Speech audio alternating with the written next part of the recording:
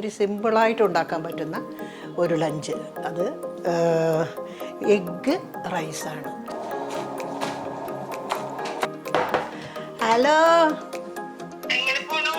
നന്നായിട്ട് പോണു. ദേ പണി എല്ലാം ചെയ്തു വെച്ചാ ചിലത് മറന്നുപോയി മോളെ. ചന്ദനം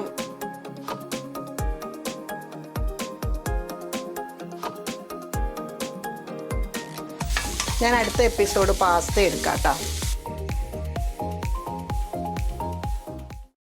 കുറേ നാളായിട്ട് അമ്മേനെ നിങ്ങൾ ആരും കാണാനില്ല. പക്ഷെ എന്താണെന്ന് വെച്ച് കഴിഞ്ഞാൽ അമ്മയ്ക്ക് കാല് കുറച്ച് ഇഷ്യൂസ് ഉണ്ട്. അതുകൊണ്ടാണ് എൻ്റെ എല്ലാ പരിപാടിയും. കാല് ഇങ്ങനെ ഒരുപാട് സമയം എനിക്ക് നിൽക്കാൻ സാധിക്കില്ല. പെട്ടെന്നിങ്ങനെ ഒരു ചെറിയൊരു പാരലൈസേഷൻ, ഒരു തളർച്ച പോലെ എനിക്ക് തോന്നുന്നു. പിന്നെ ഞാൻ ഇപ്പോൾ കടിച്ചു പിടിച്ചിട്ട് ഓരോ കാര്യങ്ങളൊക്കെ ചെയ്യും. എങ്കിൽ പോലും കുറേ പേര് നേരിട്ട് ഇങ്ങനെ പലയിടത്ത് വെച്ച് കാണുമ്പോൾ പറയും, അമ്മ അത് തുടങ്ങും അമ്മ, കുറേ ആയില്ലേ, തുടങ്ങിക്കോളൂ, ഞങ്ങളുടെ ഫുള്ള് സപ്പോർട്ട്, അങ്ങനെയൊക്കെ പറയുന്ന എല്ലാ മക്കൾക്കും അമ്മയുടെ സ്നേഹവും പ്രാർത്ഥനയും എന്നും ഉണ്ടാകും കേട്ടോ. പിന്നെ അമ്മ ഇന്ന് ചെയ്യാൻ പോകുന്നത് എന്താണെന്ന് വെച്ച് കഴിഞ്ഞാൽ, നമ്മുടെ സ്കൂൾ തുറന്നപ്പോൾ എല്ലാ അച്ഛനമ്മമാർക്കും ആര്യമാർക്കും എല്ലാവർക്കും ഇവർക്ക് ഫുഡ് പൊതിഞ്ഞ് കിട്ടുക എന്നുള്ള വലിയൊരു പണി തന്നെയാണ്. പണി എന്ന് പറഞ്ഞു കഴിഞ്ഞാൽ എല്ലാ ദിവസവും നമ്മൾ ഉണ്ടാക്കണമല്ലോ.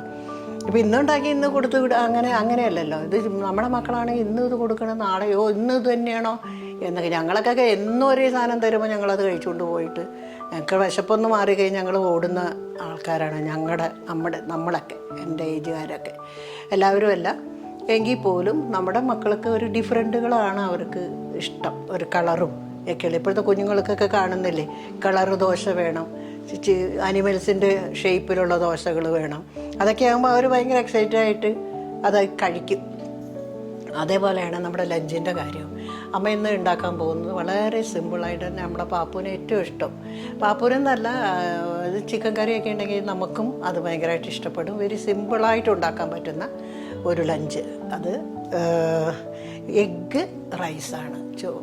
വളരെ ഈസിയാണ് കേട്ടോ. ഇതിന് നമ്മൾ ചെയ്യേണ്ട കാര്യം എന്താ വെച്ചാൽ, നമ്മൾ റൈസ് എപ്പോഴും നേരത്തെ വേവിച്ച് ഫ്രിഡ്ജിൽ വെക്കണം. അപ്പം അന്നേരം അങ്ങോട്ട് ഇടുമ്പോൾ ആ ഒരു ഇത് നമ്മൾക്ക് കിട്ടില്ല. അത് ബിരിയാണിക്കായാലും ഫ്രൈഡ് റൈസിനായാലും ഞാൻ ചെയ്യുന്നത് അങ്ങനെയാണ്.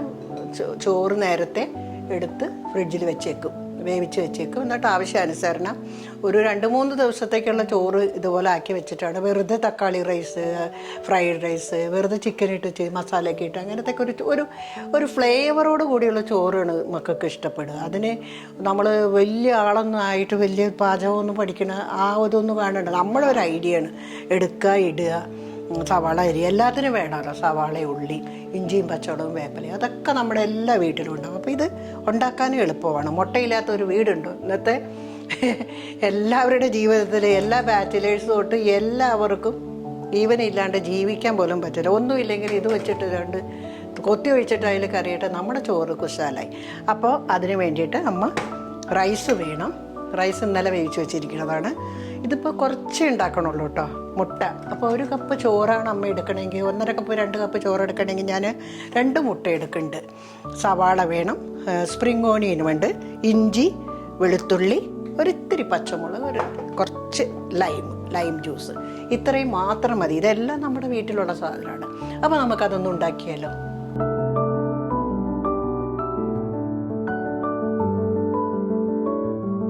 നമ്മളപ്പോൾ പാൻ അടപ്പത്ത് വെച്ചു. ഇത് ഭയങ്കര സിമ്പിളാണ്. പക്ഷേ ഇതിന് നമ്മൾ കുറച്ച് ഗീ അല്ലെങ്കിൽ ബട്ടറാണ് കുറച്ച് നല്ലത്. വെളിച്ചെണ്ണ, സൺഫ്ലവർ ഓയിലും ഓക്കെയാണ്. വെളിച്ചെണ്ണ, കോക്കനട്ട് ഓയിൽ അത്രയും നന്നാവുമെന്ന് എനിക്ക് തോന്നുന്നുള്ളൂ. ടേസ്റ്റ് കുറച്ച് ആ ഒരു ചൈനീസിൻ്റെ ഒരു ടേസ്റ്റ് കിട്ടൂലേ. അപ്പോൾ അതുകൊണ്ട് ഞാനിപ്പോൾ ഇന്ന് ചേർത്താൻ പോണത് ഗീയാണ്. കുറച്ച് ഗീയാണ് അമ്മ എടുക്കാൻ പോണേ കേട്ടോ. ഇതെൻ്റെ എപ്പോഴും നിങ്ങൾ കാണുന്ന പാത്രമാണ്. വർഷങ്ങളായിട്ട് ഞാൻ എൻ്റെ ഗീ ഒഴിച്ച് വയ്ക്കുന്നതാണ്. ഇതെടുത്ത് തീരുമ്പോൾ അടുത്ത റീഫില്ലിന് ഇത് നമ്മളിത് എപ്പോഴും കഴുകി വേണം എടുത്ത് വയ്ക്കാനായിട്ട്. ഇതെൻ്റെ ഫ്രണ്ട്, ഇതിനൊരു കഥയുണ്ട്. ഇതെൻ്റെ ഒരു ഫ്രണ്ട് തേജശ്രീ ഞാനും കൂടി പോയിട്ട്, എനിക്കേടോ ഇത് ജഗ്, അവൾക്ക് ഭയങ്കര ഇഷ്ടമായി ഇത്. അപ്പോൾ തേജശ്രീ പറഞ്ഞു, എടോ ഇത് എടുത്തോ, നല്ലതാടോ, കുറച്ച് ചായയൊക്കെ ഒരു 3 കപ്പ് ചായ 4 കപ്പ് ചായയൊക്കെ ഇതിൽ ഒഴിച്ചു വെച്ചാൽ നമുക്കിങ്ങനെ ഒഴിച്ചു കൊടുക്കാൻ നല്ലതാണെന്ന് പറഞ്ഞു. അന്ന് ഞാൻ വാങ്ങിച്ചതാണ്. ഇന്നും അത്രയും ഫേവറേറ്റ് ആയിട്ടുള്ള ഒരു ഫ്രണ്ടാണ്. അത് ഞാൻ പറയണ ഹായ് തേജശ്രീ. അപ്പോൾ നമ്മൾ ഇതിനകത്തേക്ക് കുറച്ച് ഗീ ഒഴിച്ചു കൊടുത്തു. കുറച്ച് സെറ്റായിട്ട് ഇരിക്കണേന്ന് തോന്നുന്നു. ഒരു കപ്പ് അരി ആയതുകൊണ്ടേ നമ്മുടെ ഒരു കണക്ക് കുറച്ച് തെറ്റായിട്ടാണ് ഇരിക്കണേ. അപ്പോൾ എന്താ പറയുക, ഗീ ഒഴിച്ചു. ഇനി നമ്മൾ വെളുത്തുള്ളിയും സ്പ്രിംഗ് ഓനിയനും ഇഞ്ചിയാണ് നമ്മൾ ഈ നെയ്യിലേക്കിട്ട് കുക്ക് ചെയ്യാൻ പോകുന്നത്. കുറച്ച് മതി കേട്ടോ, ഓവറാവരുത്. കുറച്ച് വെളുത്തുള്ളി ഒഴിച്ചു, ഒരു ലേശം, ഇതാ കണ്ടോ അത്രയും അമ്മ എടുക്കണുള്ളൂ. ഞാൻ കൈകൊണ്ട് എടുക്കണം, ഹൈജീനല്ല എന്ന് പറയില്ലേ മക്കളെ. അത് പിന്നെ കുറച്ച് സ്പ്രിംഗ് ഓണിയൻ അതും ഇട്ടു. സ്പ്രിംഗ് ഓണിയൻ ഒരു ഭയങ്കര, സെലറിയും ഭയങ്കര നല്ലതാണ്. സ്പ്രിംഗ് ഓണിയൻ്റെ ഓപ്ഷനാണ്. ഇതൊന്ന് നന്നായിട്ട് വഴറ്റി അതൊന്ന് ഇതായി. ഇനി നമ്മൾ ഈ നെയ്യിലേക്ക് തന്നെ ഒരു ലേശം കുറച്ച് സവാളയും ഒന്ന് വാടി കിട്ടണവരെ നമ്മളൊന്ന് എടുക്കും. ഞാൻ അടുത്ത എപ്പിസോഡ് പാസ്ത എടുക്കാം കേട്ടോ. പാസ്ത ഈ പാപ്പുവിന് ഭയങ്കര ഇഷ്ടമാണ്. അപ്പോൾ ഇത് നന്നായിട്ട് വാടിക്കഴിഞ്ഞു. ഇതിനകത്തേക്ക് നമ്മളൊരു സൈഡിലേക്ക് ഒന്ന് ഒതുക്കി വയ്ക്കുക. പിന്നെ നമ്മൾ കുറച്ചുകൂടി ഗീ ഒഴിച്ചു കൊടുക്കുക. നമുക്ക് ആ മുട്ടയൊന്ന് ഓക്കെ, അതിൻ്റെ ഷെല്ല് വീഴാതെ നോക്കണം കേട്ടോ മക്കളെ. 2 മുട്ടയും ഇതങ്ങനെ അങ്ങോട്ട് ഭയങ്കരമായിട്ട് നമ്മൾ ചിക്കി പൊരിക്കാൻ പാടില്ല. പതുക്കെ ഒന്ന് ആക്കാനേ പാടുള്ളൂ.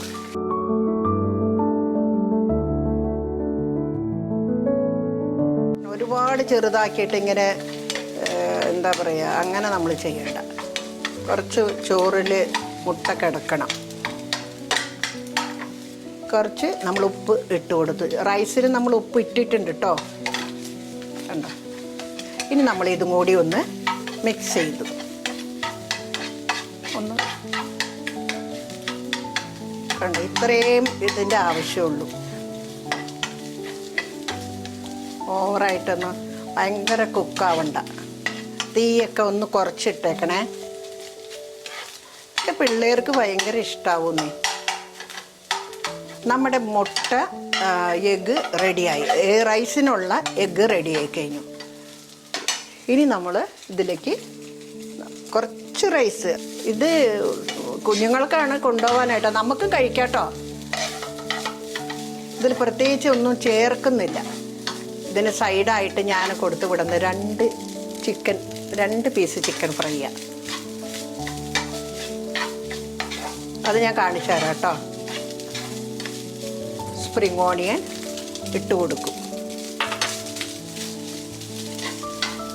കുറച്ച് പെപ്പർ, ഈ ഹോള് തുറന്നിട്ട് അത് ഇടാൻ പറ്റാതായിരിക്കും.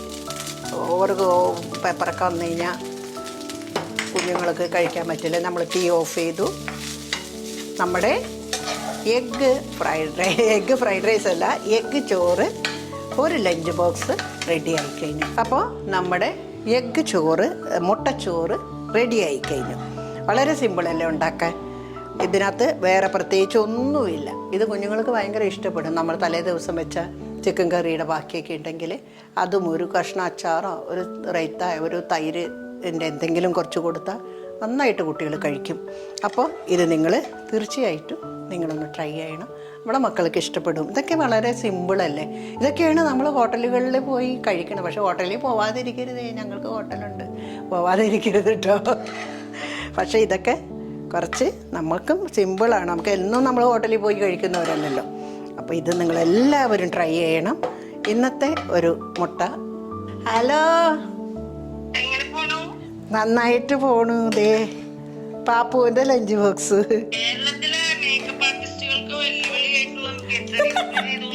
ഇല്ല. അപ്പോൾ ഇതിനിടയ്ക്ക് എൻ്റെ അഭിരാമിക്കുട്ടി വീഡിയോ കോൾ വന്നു. അവളിവിടെ ഇല്ല, ഹോട്ടലിൻ്റെ തിരക്ക് കാര്യങ്ങളൊക്കെ ആയിട്ട് പുള്ളിക്കാരത്തി കുറച്ച് ഓട്ടത്തിലാണ്. മഴയൊക്കെ ആയില്ലേ, അപ്പോൾ അതിൻ്റെ ഓട്ടത്തിലാണ്. അപ്പോൾ നമ്മുടെ ഇന്നത്തെ ഒരു ലഞ്ച് ബോക്സ് റെഡിയായി കഴിഞ്ഞു. മുട്ട ചോറ്, എഗ്ഗ് റൈസ്. അപ്പം നമ്മുടെ ഒരു ലഞ്ച് ബോക്സ് റെഡിയായി കഴിഞ്ഞു. അത് നമ്മൾ ഇനി പാക്ക് ചെയ്യുന്ന രീതിയാണ്. ഈ ലഞ്ച് ബോക്സിൻ്റെ കൂട്ടത്തിൽ, ഈ ഫുഡിൻ്റെ കൂട്ടത്തിൽ അമ്മ 2 ബിസ്ക്കറ്റ് വയ്ക്കാറുണ്ട് കേട്ടോ. അതൊരു മധുരം കഴിച്ച് കഴിഞ്ഞിട്ട് എന്തെങ്കിലും ഒരു സാധനം അത് എപ്പോഴും വെക്കുന്നതാണ്. അത് ഞാൻ ഒന്ന് വെച്ചിട്ടുണ്ട്. പിന്നെ ഒരു പീസ് 2 പീസ് ആപ്പിൾ വെച്ചിട്ടുണ്ട്. പിന്നെ കുറച്ച് ഇതല്ല കഴിക്കണത്, ഇത് നമ്മൾ സ്ഥിരം ഉള്ളതാണ്, നമുക്കറിയാലോ. കുക്കുംബറും ക്യാരറ്റും അത് അവൾ കഴിക്കും, അത് വെച്ചിട്ടുണ്ട്. പിന്നെ ഇത് ഞാൻ എന്തിനാ ഇങ്ങനെ വെക്കണേന്ന് വെച്ചാലേ, റൈസ് ഇതിൽ ഏറ്റവും ഇതൊക്കെ ഇല്ലെങ്കിലും നമ്മൾ ഇത്രേ ചോറ് അവൾ കഴിക്കുള്ളൂ. സമയം ഉണ്ടാവില്ല മാമേ എന്ന് പറയും. പിന്നെ കൂട്ടത്തിൽ ഇതിനകത്ത് വെജിറ്റബിൾസൊക്കെ ഇതൊക്കെ കുക്കുംബറൊക്കെ ചേർക്കാട്ടോ, പച്ചമുളകും മല്ലിയിലൊക്കെ, അതൊക്കെ ഓരോരുത്തരുടെ ഇഷ്ടം. പക്ഷെ അമ്മ അത് ചേർത്തിട്ടില്ല. അച്ചാറ് ഞാൻ വെക്കാറില്ല. അത് ശരിക്കും ഇതൊരു ചെറിയ പാത്രത്തിൽ വെക്കണം കേട്ടോ, ഇതിലേക്ക് ഇടരുത്. ഒരു കുട്ടി പാത്രം നമുക്കുണ്ടാവും, എനിക്കുണ്ട്, അത് നോക്കിയിട്ട് കിട്ടണില്ല.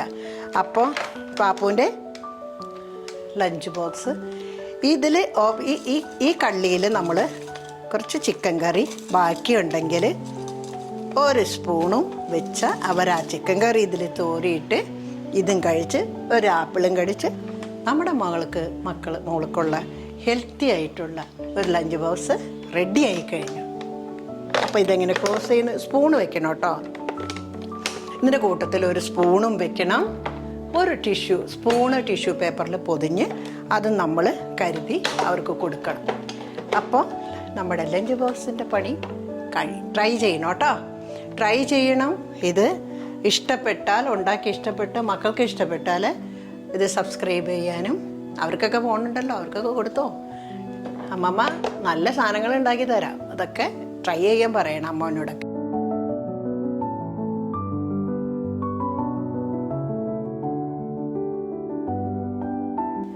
ബൈ. എല്ലാവരും ട്രൈ ചെയ്യണം.